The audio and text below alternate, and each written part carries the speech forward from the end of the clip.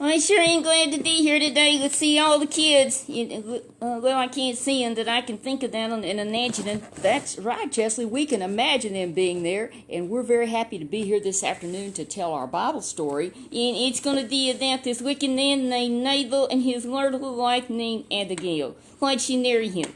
I don't know why she married a wicked, evil man. It's just that he might have pretended to be a nice man, and she didn't know how bad he really was. But anyway, Chesley, I want to sing. We want you to come to our Sunday school and learn about Jesus and follow his rule. Bring your sister, bring your brother, bring your mother and dad, bring your grandma and your grandson. Make the dear Savior glad. All right, Chesley, that's kind of right. But anyway, you got the idea. We love to go to Sunday school.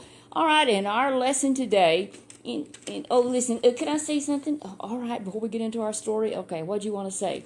You told me that Skylar was at Sunday school today. Yes, Skylar was visiting today. Skylar Brown was visiting her grandparents today, and we were very happy to see her. Guess what, Chesley? She said she only wants to marry me. No, she didn't say that. She wants to learn ventriloquism. Are you going to teach her? She asked me if I would, and I'm honored to be able to teach her.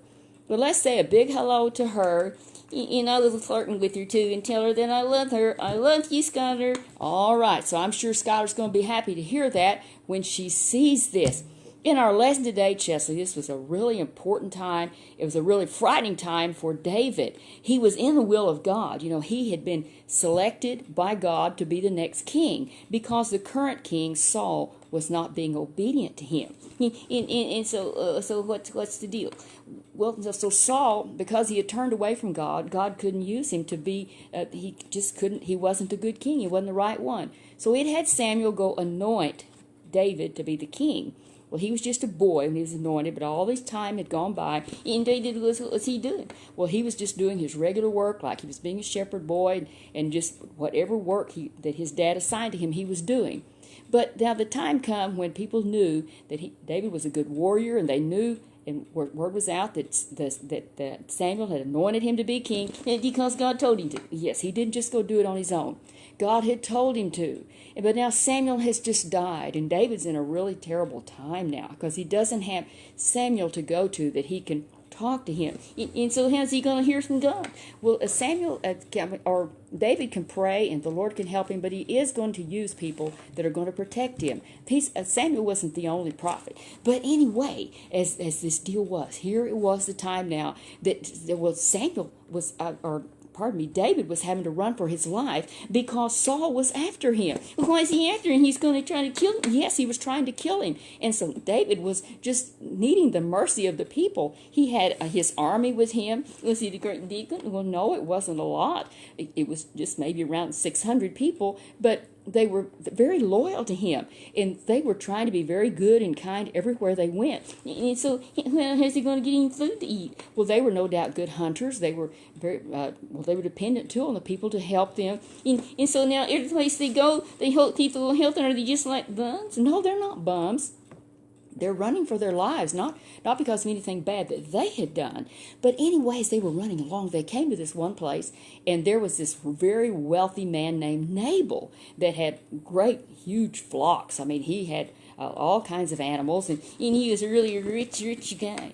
And so they were very kind to all of his herdsmen. They were out shearing their animals, and so it was just a really busy time. And you also had crooks out, and so was David wasn't a crook and wasn't down his guys. No, David and his guys, he'd made sure, you tell me, nobody's going to be stealing. We're going to be good and we're going to be kind because we need these people. They need us. We're going to work together.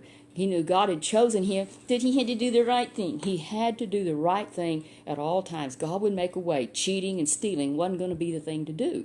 So they were honorable and helped those men, protected them when there was other robbers would try to rob them. So as it turned out then, David said, we're going to have some help. And he knew this guy, he had a lot of things. Oh, he knew he had a lot of things, but he didn't know him yet. I don't know if he knew his reputation, that he was really wicked and evil. Oh, yes, he was a very cranky, grouchy man. Very evil. But so he went to the young men, and they really liked David. And he said, could you please go to your master and tell him that I need some help. He was being very respectful. So tell him, make sure he knows that we're not here to cause any harm. And they just needed something. They didn't want everything you had. Oh no, they didn't want everything you had, but they needed some food. They needed some protection. They just needed to work together. And so those fellows went and they told Nabal, he said, this David is such an honorable man, and he asked that if he could have we have some things we could spare. And what did he say? He's glad to do it. Oh no, he said, who is he? Who's David? He acted like he didn't know him. Did he know him? I think David's reputation was well known, but he was such a wicked, vile man that he just acted awful. He wasn't going to help in any way. Absolutely not. Said he's probably just a runaway. He's probably run away from his master. That's what it is. He's just another one of those crooks running around out here. I won't help him. Oh, now it's just here. So what's going to happen now? Well, they have to tell David, we're so sorry. Said he's just a very wicked man, and said he won't help in any way. And David said, well, all right, guys, said all his men, we're going to have to strap on our weapons, and we're going to have to go to battle here. Then what does he see? Something happened. I see someone coming. Oh yes, about that time he saw someone coming, and who it was it was a beautiful woman.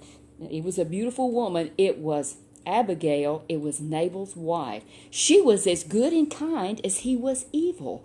And when she got word from all their employees and said, oh, this is what Nabal has done. He's been very rude and disrespectful. And David has been anointed by Samuel. God had him anoint him, and he's been a very good man. I mean, he's been very gracious. He and his men, they protected us, and so he's really a good guy. And so you better do something, because he's going to come with his men, and there's going to be a war. There was going to be a battle. It was an awful time. She was just horrified that her husband would do this. Was she shocked? She might not have been shocked, but she hated him because she knew it was going to be just a terrible time for them. It was awful. That wasn't who she was. I don't know why she married him. Well, we can't get into that.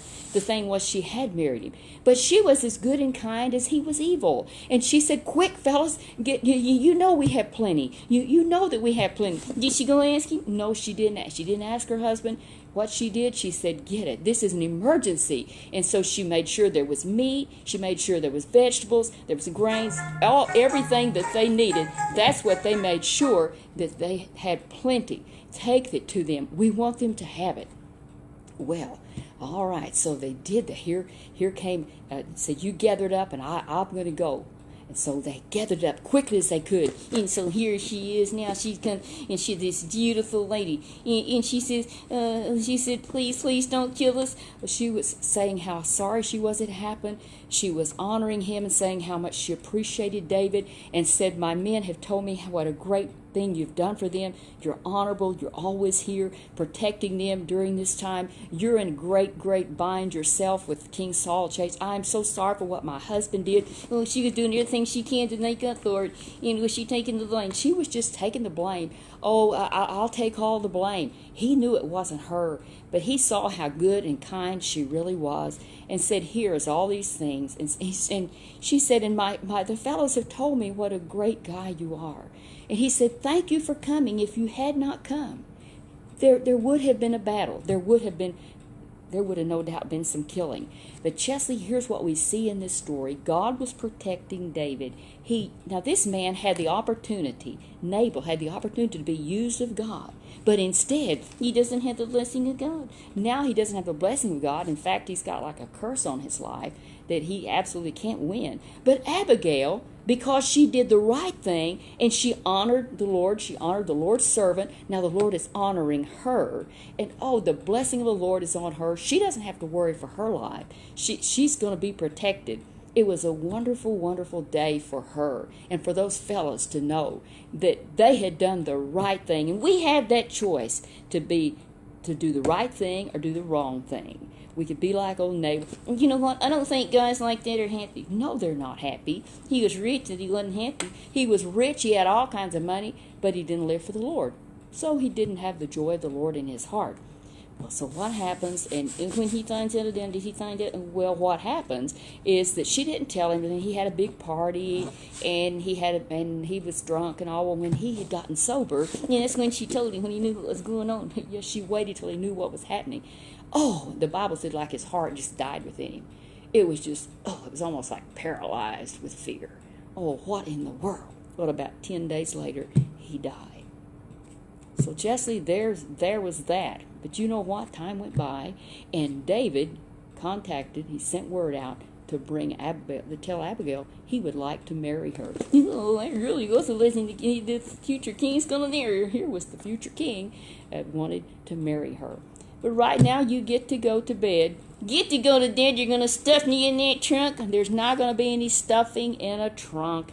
You are just going to be quietly put in your trunk and your legs folded up. Oh, I just dreamed it. I think I'm just going to cry. No, you're not going to cry. You're going to bed. Tell everybody goodbye, and you'll see them next Sunday. And now let's get this turned off. Let's just stay up. No, we're not going to stay up. We're going to put you to bed. Goodbye, Chesley. See you next time.